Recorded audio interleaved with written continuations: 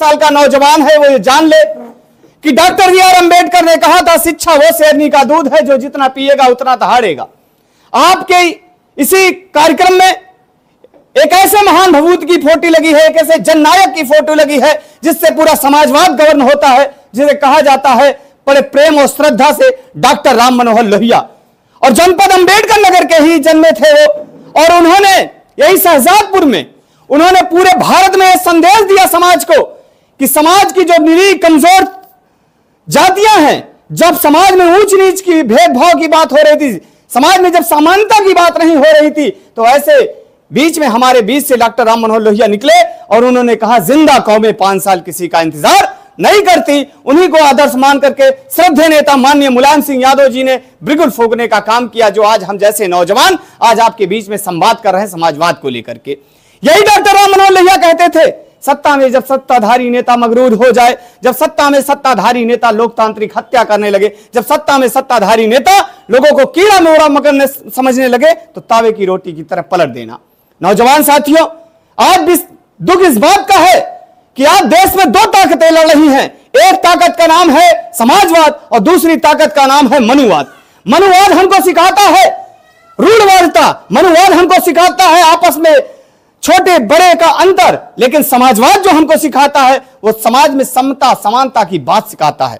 आज हमारा संविधान खतरे में है, आज हमारे यूनिवर्सिटियों में, आज हमारे अस्पतालों में, आज हमारे विश्वविद्यालयों में शिक्षा महंगी हो चुकी है। आप कल्पना नहीं कर सकते, आप देख सकते हैं। बात जब आती है विकास की, मैं जनपद अंबेडकर नगर का ही उदाहरण दूंगा, क्योंकि मैं कौशाम्बी और बदायूं का उदाहरण देकर के आपके बीच में अपने नेता श्री अखिलेश यादव जी की विचारधारा को लेकर के नहीं आया हूं।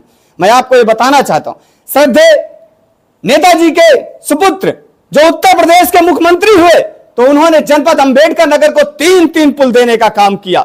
सबसे पहले उन्होंने टांडा का पुल दिया, जिसे कलवारी के नाम से जाना जाता है। इसके बाद जनता की बेहतरीन मांग के बाद, जनता के विश्वास के बाद, उन्होंने आपको दरिया ही बिरहर में दिया। क्या बिरहर के पुलों पर, बिरहर के खंभों पर माननीय अखिलेश यादव जी का चेहरा आपको नहीं दिखाई देता आते जाते? कमहरिया में भी उन्होंने देखने का काम किया। और सबसे बड़ी जो उनकी योजना थी, उन्होंने लैपटॉप आपके बच्चों के हाथ में दिया। और इसलिए लैपटॉप आपके बच्चों के हाथ में दिया क्योंकि आपके बच्चे आज जो भारत है, जो आज शिक्षा व्यवस्था है, जो आज का माहौल है, वो गूगल से जुड़ चुका है, वो आज का इंटरनेट से जुड़ चुका है। कि उनको पता था कि हमारे समाज के लोग कमेरा समाज के लोग हैं, और कमेरा समाज के लोग काम कब करेंगे, कब अपने बच्चों के हाथ में लैपटॉप देंगे।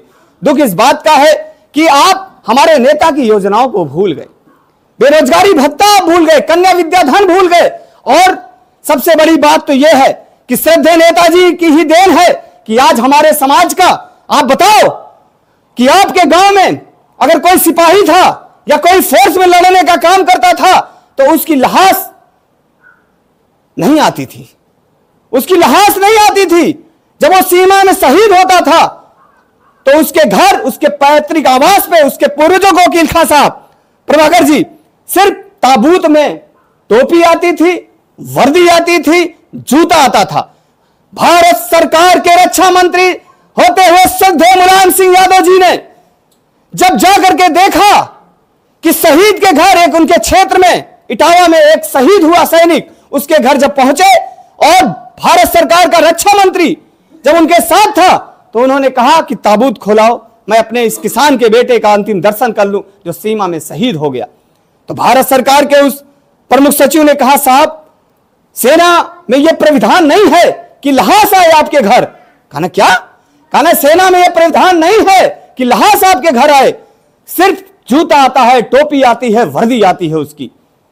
नेताजी की आंखें भावुक हो गईं और नेताजी ने कहा, हम किस भारत का तत्प्रयुक्त कर रहे हैं? क्या इसी भारत को सजाने के लिए हमने इस देश की कमान संभाली थी और हम भारत के रक्षा मंत्री हुए? मैं नौजवान साथियों आपको यह बताना चाहता हूं, नेताजी ने यह महसूस किया कि एक किसान का बेटा मरा है, और किसान का बेटा ही मरा है, एसडीएम, डीएम, कलेक्टर और यह पीएम, सीएम का बेटा सेना में शहीद नहीं होता।